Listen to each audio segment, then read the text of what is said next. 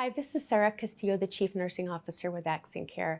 I'd like to address with you today what we are doing at AccentCare to prepare our nurses to deal with the COVID virus.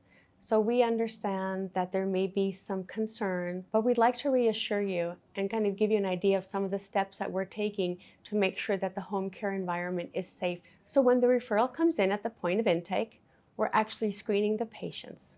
We're calling them and actually saying, have you or anyone in your household or anyone that you've come in contact with lately traveled? That's the first question. So we can just, because we know that's the number one route of transmission now. The second thing we're asking them, do they have signs and symptoms of COVID-19? Do they have shortness of breath, fever, coughing, any symptoms that we should be aware of? So right at the beginning, we're able to actually triage the patients. The next thing we're doing is at the point of the home visit. Before we go into the home, we have it hardwired into our EMR, and we are prompted, every clinician is prompted to ask, are you free from signs and symptoms today in that home? Is the patient free from those signs and symptoms?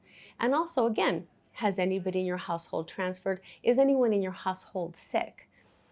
So first at the point of intake, second, before we make that visit through the EMR or the prompting, and then the last thing we do is every nurse calls the patient and lets them know when they're on their way and when they're scheduled to be seen. Once again, we actually call and make sure that they're free from those signs and symptoms and the travel alert. I will say it isn't only that, that's just the screening process. But thereafter, we make sure that our nurses have the equipment that they need to be safe in the home, that they actually have the sanitizer, that they know how to don and doff their protective equipment, that they have the masks and the gloves and the goggles, the shields that they need to be safe out there providing care. So we really feel at AccentCare that the best way here is to be proactive, preventive, and be vigilant to protect not only our clinicians, because we understand that that's important, but also our patients.